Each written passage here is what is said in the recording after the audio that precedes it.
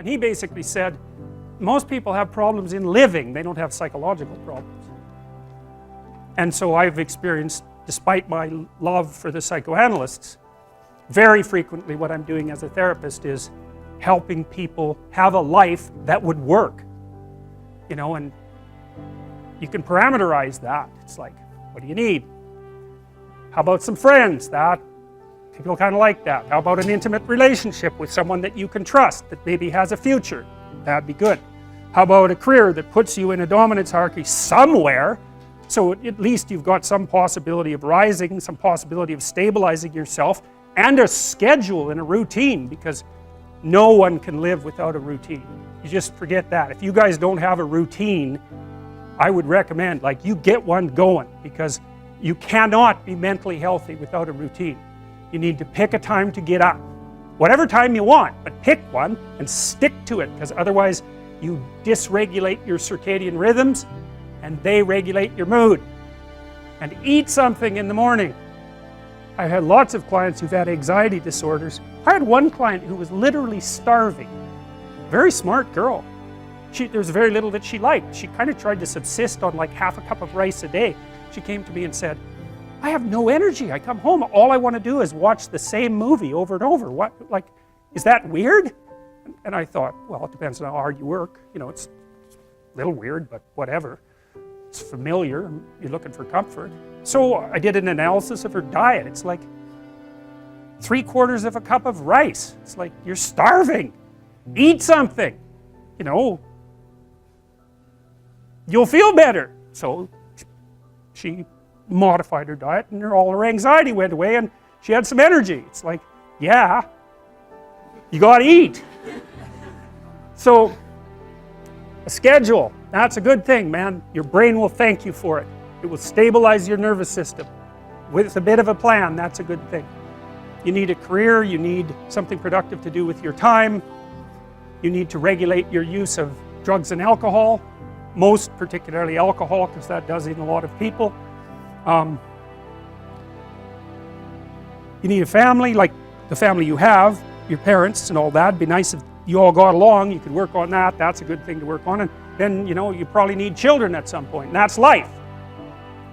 That's what life is. And if you're missing, you know, you may have a good reason to not be operating on one of those dimensions. It's not mandatory, but I can tell you that if you're not operating reasonably well on 4, I think I mentioned 6, if you're not operating reasonably well on at least 3 of them, there's no way you're going to be psychologically thriving. And that's more pragmatic in some sense than psychological, right? Human beings have a nature, there's things we need, and if we have them, well, that's good. And if we don't have them, well, then we feel the lack. And so behaviorists, behavioral psychologists concentrate a lot more on that sort of thing. You know, it's practical. It's like strategizing. Make a career plan. Figure out how to negotiate, because that's bloody important. Figure out how to say what you need. Figure out how to tell the truth to people. Figure out how to listen to your partner in particular, because if you listen to them, they will actually tell you what they want, and sometimes you can give it to them and maybe they'll return the favor, and if you practice that for like 15 years, well, then maybe you're constantly giving each other what you want. Well, hooray, that would be good. And then there's 2 of you under most circumstances, and it's better to have 2 brains than 1, because people think differently because of their temperament mostly. And so the negotiation is where the wisdom arises, and it's part of the transformation, the psychological transformation that's attendant on an intimate relationship, and one of the fundamental purposes of a long-term intimate relationship.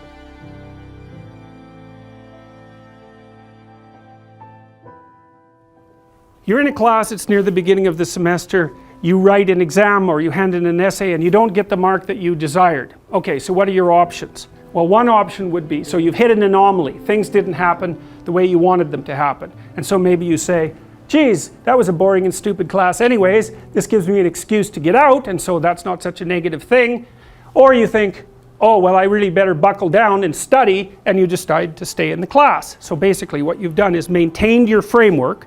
I'm going to work through this class, but you're you've decided to modify some of the subroutines that make up that frame. You say, well, I should study more next time, or I have to prioritize this class compared to other classes. So it's a micro alteration within the overarching framework. But another thing you can do is say, to hell with the class, I'll just drop it. And so the advantage to that is problem gone. The disadvantage is, well, now you have a different problem, which is, okay, fine, you drop the class, do you have another class that you can replace it with? Is that a good way of dealing with a micro failure, you know, to move up a level of analysis and throw out the whole frame? Because you could also say, well, maybe I should just drop out of university and maybe I should go hang myself, you know. Well, it's the same line of logic, it's just taken up to a higher degree of abstraction. And so, generally speaking, you don't want to solve a problem by moving up a level and wiping out the frame within which the problem was experienced. You want to do that carefully, because in principle, the frame that you were working within you'd already assigned value to it and worked at it. You've already invested in it. It's a big sacrifice to blow out the whole frame. Now, sometimes you can do it. So anyways, what happens is, well, you get the bad grade and you're upset about it, and so you've been plunged from your happy, satiated state, let's say, into a state of relative chaos.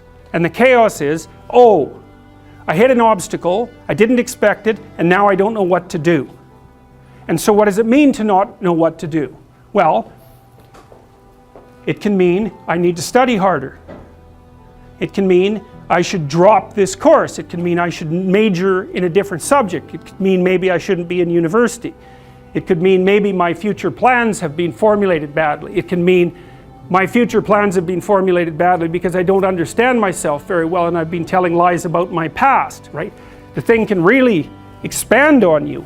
And that's what the chaotic domain is. That's the remanifestation of those things that you had considered irrelevant, right? Because when you go to pick up the exam, you've got your identity as a competent student intact. You're not questioning whether you should be in the course or whether you should be in that major or whether you should be in university. None of that. That's all in the implicitly accepted category. And as soon as the anomalous event emerges, all of those things that you had rendered axiomatic start to become questionable. And that's like the shark coming up from the depths to pull you down. And that's the classic way of representing that and of symbolizing it. That's Jonah and the whale, for example. So it's something is manifests itself from the deep unknown and pulls you under, like an alligator at a water hole, which is, I'm sure, one of the sources from which we derived that particular kind of mythological representation. Because you can imagine that when we were on the veldt, after living on trees, we had to go down to the damn water holes, and you've watched enough nature programs to know what a Nile crocodile can do to a water buffalo. It's not pretty. And so to go down to the water, the chaotic water, and the source of all life as well, right, is to risk an encounter with the terrible thing that lurks in the depths.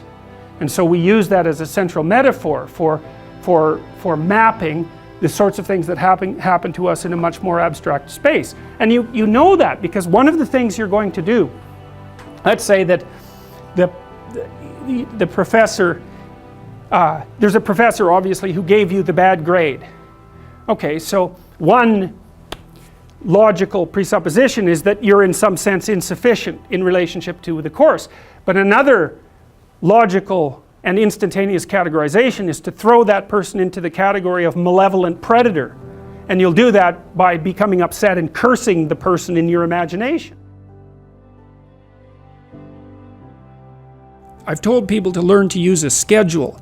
And people often hate schedules because they act as their own tyrants, right? They say, well, you have to do this unpleasant thing, and then here's another unpleasant thing you have to do, and then you have to do this unpleasant thing, and you do that for about 3 days, and you think, to hell with this, I'm not doing that, you know, and you fall off the wagon. That isn't what you're supposed to do with a schedule. You're supposed to use it to design the days that you would like to have if you were taking care of yourself. And so some of that is, you know, you wake up in the morning and you think, here's 5 things I have to do that if I don't do, my life will be worse. It's like paying bills, for example, or taking out the garbage. It's like you have to do those because otherwise things degenerate. So you got to put some of those in the schedule because otherwise tomorrow is worse than today, and that's a bad trajectory. But you also want to build in things, you know, you've got to act in some sense like you're dealing with a relatively recalcitrant 9-year-old. It's like, so, well, here's some things you have to do, but here's some things that if you do, you could reward yourself with. And if you get the balance there between obligation and reward right, then you'll find that you're motivated to do the things. And that's what you want to do. You want to do that so it's sustainable across days and weeks and months.